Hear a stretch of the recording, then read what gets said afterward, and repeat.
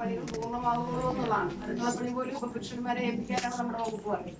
അപ്പൊ അതിന്റെ ഭാഗമായിട്ട് സ്ത്രീകളുടെ വേതന നഷ്ടം തടയാൻ, കാരണം നമുക്കറിയാം തൊഴിലുറപ്പ് അതുപോലുള്ള വീട്ടു ജോലികൾ ഇതൊക്കെ ചെയ്യണമെങ്കിൽ രാവിലെ പോകണം അല്ലെ. 6 മണിയാകുമ്പോഴേ ഒരു സ്ത്രീ പോയെങ്കിൽ ജോലികളൊക്കെ ചെയ്തു കൊടുത്ത് ആ വേതന നഷ്ടം പരിഹരിക്കാൻ പറ്റും. അപ്പൊ അത്തരത്തിലേക്ക് വരുമ്പോൾ അവരുടെ കുഞ്ഞുങ്ങളെ സമയബന്ധിതമായി നോക്കാൻ പറ്റാതെ, അപ്പൊ അതിന് വേണ്ടിയിട്ടാണ് നമ്മൾ ഇതുപോലുള്ള കൃഷി സംവിധാനങ്ങളിലേക്ക് പോകുന്നത്. മനസ്സിലായി? കൃഷിയിലേക്ക് പോകുമ്പോൾ മാത്രമേ കൃഷി കുഞ്ഞിനെ ആക്കിയിട്ട് അവർക്ക് അവരുടെ ജോലിക്ക് പോകാൻ പറ്റും. അത്തരത്തിലേക്ക് അപ്പം രാവിലെ ഒരു 7 മണിക്ക് തുടങ്ങിയിട്ട് വൈകിട്ട് 7 മണി വരെ. അപ്പം രാവിലെയും അവർക്ക് ജോലിക്ക് പോകാൻ പറ്റും, വൈകിട്ടും പോകാം. അപ്പൊ ഇതൊരു ഷിഫ്റ്റ് സമ്പ്രദായമാണ്. അപ്പൊ നമുക്കിപ്പം വർക്കർ ഹെൽപ്പറും മാത്രമേ ഉള്ളൂ. വർക്കർ പകുതി സമയം വർക്കർ ജോലി ചെയ്യും. അതിനുശേഷം അതായത് 7 തൊട്ട് 3 വരെയാണെന്ന് തോന്നുന്നു വർക്കർ. അതിനുശേഷം ഹെൽപ്പർ. അതിനുശേഷം തുടർന്ന് അങ്ങോട്ട് വൈകുന്നത് വരെ വർക്കർ ജോലി ചെയ്യും. അപ്പൊ അങ്ങനെ ഒരു സംവിധാനമാണ് ഇവിടെ. ഇപ്പൊ ഇവർക്ക് പ്രൊവൈഡ് ചെയ്യുന്നതെന്ന് പറയുന്നത് നമ്മുടെ ഡിപ്പാർട്ട്മെന്റ് ആണെങ്കിലുള്ള ഫണ്ടും കാര്യങ്ങളും കൊടുക്കുന്നത്. വർക്കർക്ക് ഏതാണ്ട് 3500 രൂപ, 5500, ഹെൽപ്പർക്ക് 3000 രൂപ. ഇതാണ് അവർക്ക് കൊടുക്കുന്നത്. അത് അവർക്ക് പോരാ, കാരണം ഇത്രയും കൊച്ചു കുഞ്ഞുങ്ങളെ നോക്കുക എന്ന് പറയുന്നത് ഭയങ്കര കഷ്ടമാണ്. പിന്നെ ഈ പറഞ്ഞ പോലെ തൊട്ടില്, ഇതിപ്പോ ഇച്ചിരി വലിയ കുട്ടികളാണ്, തീരെയും കുഞ്ഞു കുട്ടികളും വരും, എല്ലാ കുഞ്ഞുങ്ങളും ഒക്കെ വരും. അപ്പൊ തൊട്ടിലും കാര്യങ്ങളും ഒക്കെ ഇവിടെ ഉണ്ട്. ഇതൊക്കെയാണ് നമ്മുടെ ഡിപ്പാർട്ട്മെന്റ് കൊടുത്തിരിക്കുന്ന സംവിധാനങ്ങൾ. അപ്പൊ ഇതിലൂടെ കുട്ടികൾക്ക് എന്നുള്ളതാണ്. പിന്നെ കൂടുതലായിട്ട് ശുഭ സംസാരിക്കും. നമ്മുടെ ഫുഡിനെ നിങ്ങൾക്ക് മേഡം പറഞ്ഞു തന്നൂല്ലേ ഫ്രഷിന്റെ എന്തൊക്കെയാ പ്രവർത്തനങ്ങളെന്ന് പറഞ്ഞു. അപ്പൊ അമ്മമാർക്ക് രാവിലെ ജോലിക്ക് പോകുന്ന സമയം, ഇപ്പൊ 8 മണിക്ക് ജോലിക്ക് പോവുകയാണെങ്കിൽ കുട്ടികളെ ഇവിടെ ആക്കിയിട്ട് പോകാം. അപ്പൊ നമ്മുടെ കുട്ടിയുടെ പരിചരണം ഓർത്ത് വ്യസനിച്ച് വേവലാതിപ്പെട്ട് അവരമ്മയ്ക്ക് ജോലി ചെയ്യേണ്ട ഒരു സാഹചര്യമല്ല, മറിച്ച് ഇവിടെ ഏറ്റവും നല്ല പരിചരണമാണ് നമ്മൾ കൊടുക്കുന്നത്. അപ്പൊ കുട്ടികൾ വന്നു കഴിഞ്ഞാൽ കുട്ടികൾക്ക് രാവിലത്തെ ഭക്ഷണം, ഉച്ചക്കത്തെ ഭക്ഷണം, വൈകുന്നേരത്തെ ഭക്ഷണം എല്ലാം കൊടുക്കുന്നുണ്ട്. പിന്നെ അതുപോലെ തന്നെ ഇമ്മ്യൂണൈസേഷൻ അല്ലെ, കുട്ടികൾക്ക് ഇമ്മ്യൂണൈസേഷൻ നമ്മളിത് അംഗൻവാടി കം ക്രഷാണ്, അംഗൻവാടിയോടനുബന്ധിച്ചാണ് ചെയ്യുന്നത്. അപ്പൊ അംഗൻവാടിയില് ബുധനാഴ്ചകളിൽ ഡോക്ടർ വരുന്ന സമയത്ത് ഇവിടുത്തെ കുട്ടികളുടെയും എന്താണ് ആരോഗ്യ പരിശോധന, അതുപോലെ ഇവിടെ ഇപ്പൊ ആ സമയത്ത് ഇമ്മ്യൂണൈസേഷൻ എടുക്കേണ്ട കുട്ടികളുണ്ടെങ്കിൽ ആ കുട്ടികളുടെ ഇമ്മ്യൂണൈസേഷൻ, പിന്നെ ഈ ഒരു അംഗൻവാടി പരിധിയിലുള്ള കുട്ടികളും പുറത്തുള്ള കുട്ടികളൊക്കെ ഉണ്ടാവും.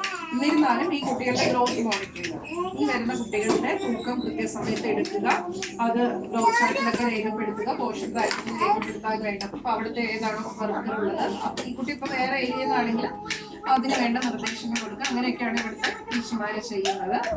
പിന്നെ ബാക്കിയുള്ളത് ഇവർക്കുള്ള കളി സാധനങ്ങളൊക്കെ ഉണ്ട്. അപ്പൊ പ്രായത്തിനൊത്ത പരിചരണം, അപ്പൊ 3 വയസ്സ് വരെയുള്ള കുട്ടികളാവുമ്പോൾ 3 വയസ്സ് വരെയുള്ള കുട്ടികൾക്ക് വേണ്ടുന്ന ടോയ്സും കളി സാധനങ്ങളൊക്കെ ഇവിടെ ഉണ്ട്. അതിനുശേഷം ഇവരെ മുതിർന്ന 3 വയസ്സ് കടക്കുമ്പോൾ അവര് നമ്മൾ നേരെ അംഗൻവാടിയിലേക്ക് വിടുകയാണ് ചെയ്യുന്നത്.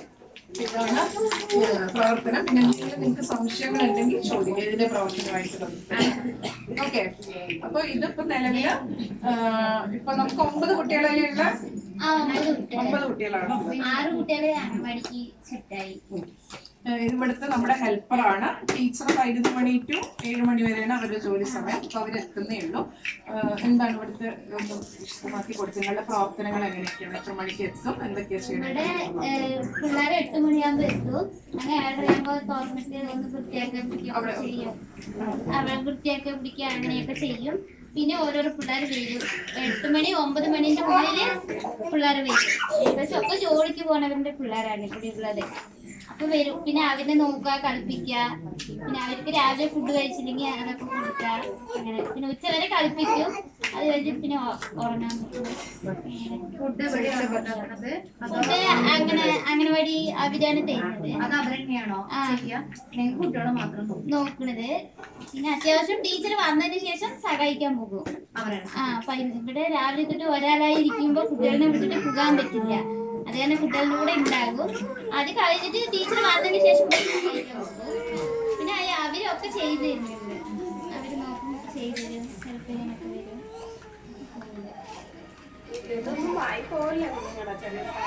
ഞങ്ങൾ നോക്കിയിട്ടേ ഇരിക്കും. ഒരാൾ ഇവിടെ തന്നെ ഇരിക്കും, വെളിയിൽ പോകാൻ പറ്റില്ല. ടീച്ചർ വരുന്നവരെ എവിടെയും പോകാൻ പറ്റില്ല, ഇവിടെ തന്നെ ഇരിക്കണം. എവിടെയെങ്കിലും പോകുകയാണെങ്കിൽ അവിടെ ടീച്ചറിനെ വിളിച്ച് ഇരുത്തിയിട്ട് പോകും. അവർക്ക് എന്തെങ്കിലും ആക്ടിവിറ്റീസ് ഇവര് ഇരിക്കുക. അപ്പൊ കളിപ്പിക്കും, ഇങ്ങനെ വട്ടം നാരങ്ങ അങ്ങനെ അത് കുറെ കളികളൊക്കെ കളിപ്പിക്കും. പിന്നെ പെൻസിൽ പിടിച്ച് അത് അങ്ങനത്തെ ഒന്നുമില്ല. പിന്നെ പാട്ടൊക്കെ പാടിക്കൊടുക്കും. ചിലര് പറയും ചിലർക്ക് ഇത് പറ്റില്ല. അതുകൊണ്ട് നമുക്ക് പാട്ട് പാടി കൊടുക്കും, കളിപ്പിക്കും, അങ്ങനെയൊക്കെ ചെയ്യും. വേറെ ആക്ടിവിറ്റി